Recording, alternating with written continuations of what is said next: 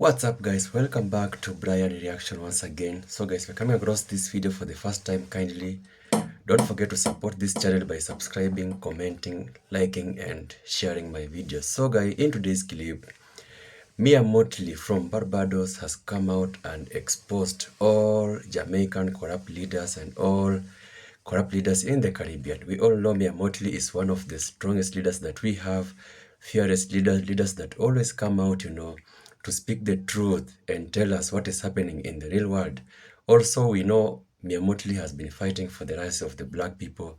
So she's one of the prominent leaders, one of the known leaders across the world. So here she has a very strong warning to all the corrupt leaders in the Caribbean and Jamaica. I want you to watch this video, guys, until the end, and I'll be back with a few comments. All the time, who sees us and who hears us? We continue to be confronted by problems of blacklisting, which pale into insignificance when compared to climate change, but which destroy our financial sector. The illicit flow of weapons, such that the ease with which people can go into public spaces and shoot and kill others is now regarded as just another item on the news, because we promote profit in the manufacture and trade of guns and weapons, of non-communicable diseases that strike down our people in the most insidious of ways, because we allow diets that promote the prosperity of a few multinational corporations to become the norm of the day with the food that we eat and the lives that we live.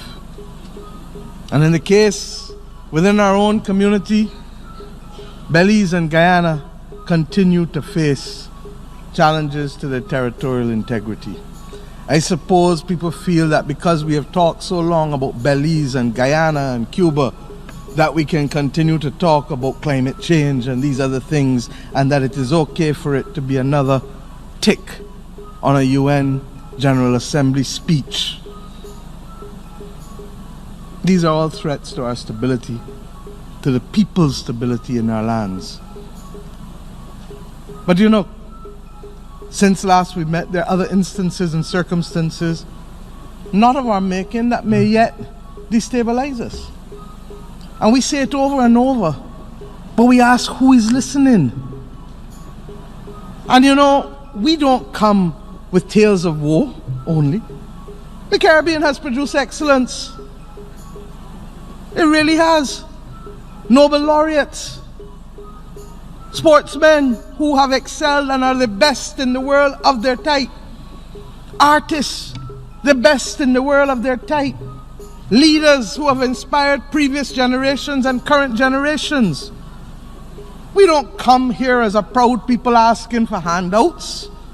We don't want and will not be mendicant. What we want, no, what we need is fiscal and policy space.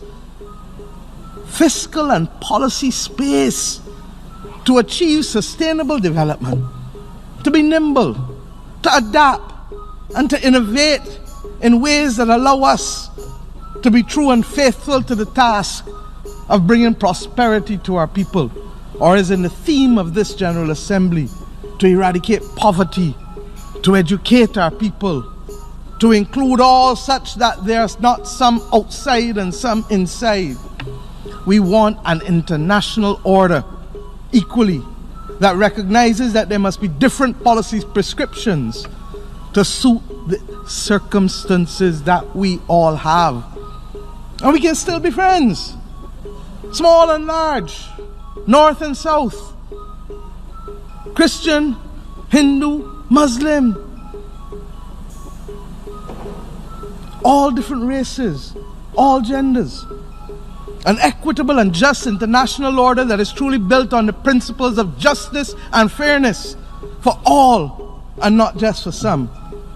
A United Nations that recognizes that as 74 years old, we must be able to have difficult conversations as mature people and solve them. Many in the developing world were persuaded or required to abandon policies that were designed for the majority of our population to be transformed. And those policies were fashioned to adopt a consensus that was settled in Washington, D.C. and named thereafter. And that ultimately, regrettably, was about the consolidation of wealth in the hands of a very few. And that's why we have seen the growing inequality that we have seen in the world over the last few decades. That is why too many people over the world have become cynical about governments and about the benefits that they can bring to them.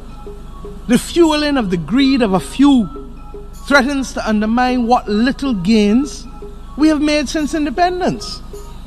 And we judge ourselves harshly because independence is a recent phenomenon for us. Others who have taken 150 years to get where they have gotten are still stumbling and falling.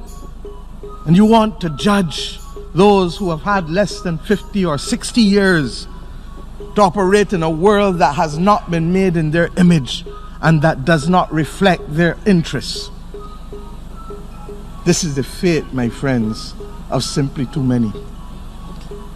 And Mr. President, despite our small sizes, the 14 countries of the Caribbean community have been able to play leadership roles of international import. I can't stand here today without talking about St. Vincent and the Grenadines, that has become the smallest nation of the world ever to be elected to the Security Council to sit on it. We are proud of them. In addition, and I want to speak to this, because when CARICOM was confronted with the unfolding situation in Venezuela, I accompanied the then chairman of CARICOM, the Prime Minister of St. Kitts and Nevis, as well as the Prime Minister of Trinidad and Tobago, to meet in this building with the UN Secretary General in January of this year. And we met with many delegations, and some said we were wasting our time, and some said the time for talk was already over. And we said then, as we say almost 9 months later, the time for dialogue, the time for talk, my friends, can never be over in a world that wants peace and prosperity.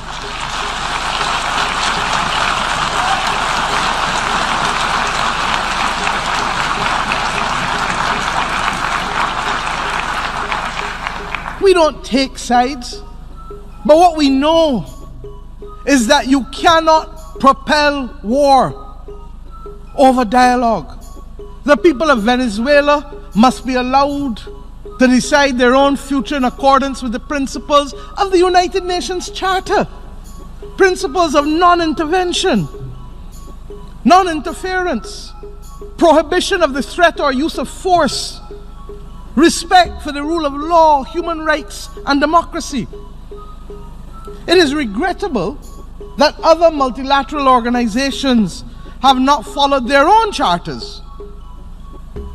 And that is what makes the actions of our Secretary General of the UN more laudable, for refusing to breach his own charter and take actions even though member states have hurled into the recognition of those unelected. Our Caribbean Sea must remain a zone of peace, and for that we shall fight. Mr. President, I speak plainly and without fear, because from independence, Barbados' foreign policy has been premised on the simple principle of friends of all, satellites of none. Barbados, therefore, has always remained and will remain proud. Welcome back, guys. I hope you have watched the full clip. So that was Mia Mottley. I have told you she's one of the fearless leaders we have. Those leaders that are always, coming out and trying, to correct our leaders. We all know our leaders at some point, they are always disappointing us. So big up to people like Mia Mottley. We all know people like Ibrahim Traore. These two have been doing very good when it comes to things like fighting for the rights of the black people and sending a message to our leaders. Our leaders are failing us, and this is something that really need to be addressed.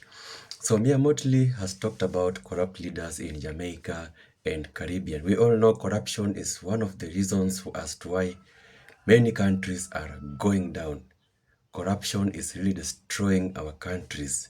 Our leaders have become puppet to to these Western countries, the Chinese, and now things are happening in our countries that we don't like. Now, I've been doing such videos and I've been reading your comments, and right now, Jamaica, what is happening in Jamaica is very, very disappointing.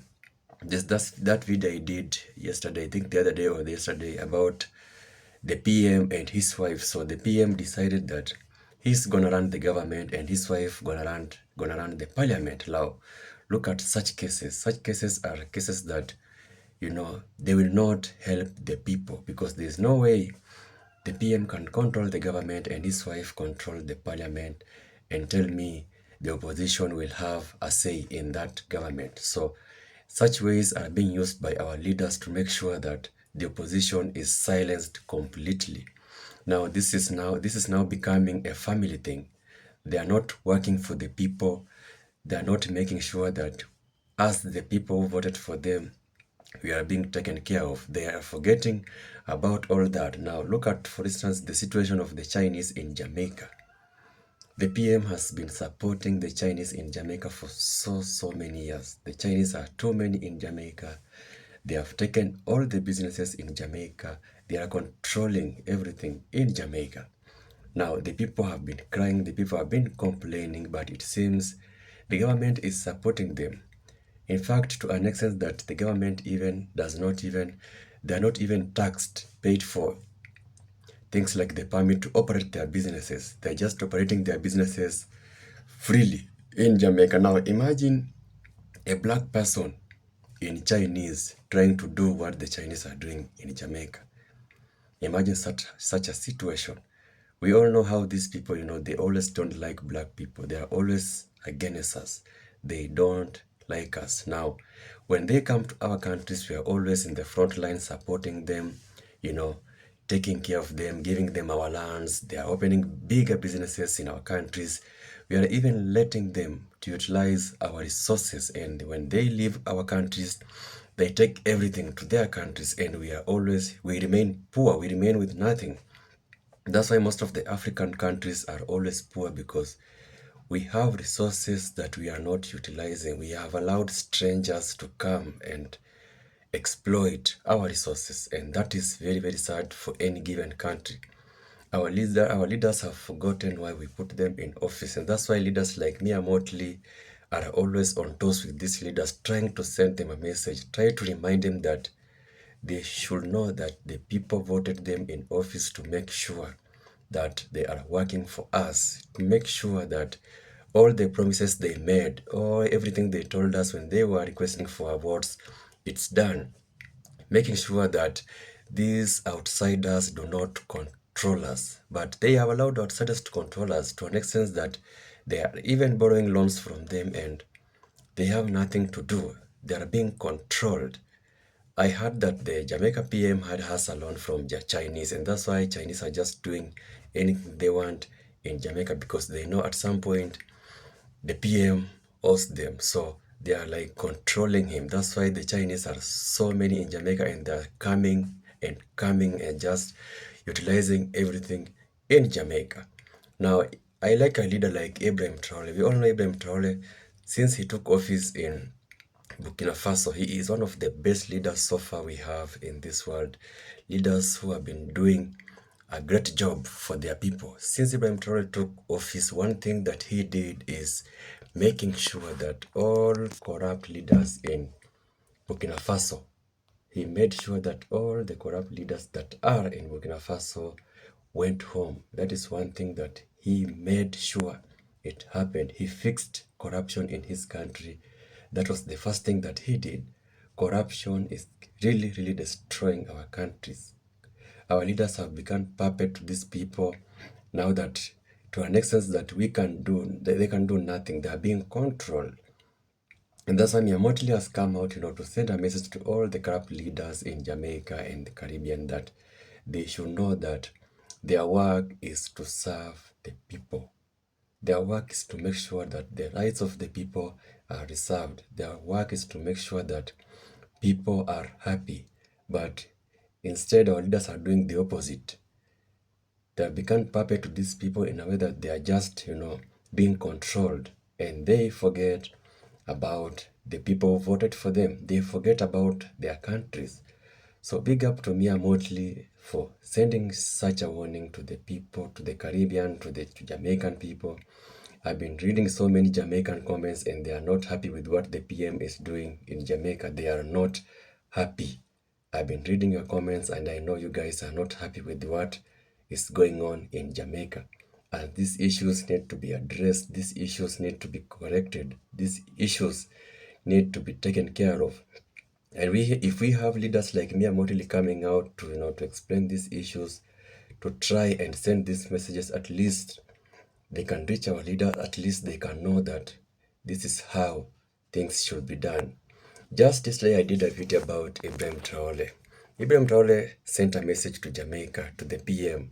He decided to open the truth that is happening in Jamaica. So he talked of things that are happening in Jamaica, that the PM is doing in Jamaica, and those things are not good. So he tried to send a message to the Jamaica PM that whatever he is doing to the people of Jamaica is not good. We all know that Jamaica and us, we are all one blood. So Ibrahim Traore decided, to remember his brothers and sisters in Jamaica, at least by sending a message to the PM that whatever he's doing in Jamaica is not good. But I think you saw the reactions of the PM. He was not pleased by that, to an extent that he called Ibrahim Traore a dictator. And the world knows how Ibrahim Traore is a very prominent leader, is a very good leader, a leader who has done so much for Burkina Faso. Burkina Faso is now the fastest growing country. Ibrahim Traore has managed to stop everything that is against his people. The whites, he decided to chase them away to make sure that his people are living freely. They are not being controlled. I think Ibrahim Traore is the only president here in Africa who is not being controlled by these people. He decided that he's going to take his path and lead his people according to the will.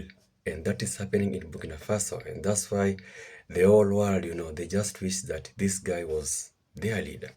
And this is what we expect of our leaders too. They need to follow these examples and make sure that they know why we took them to office.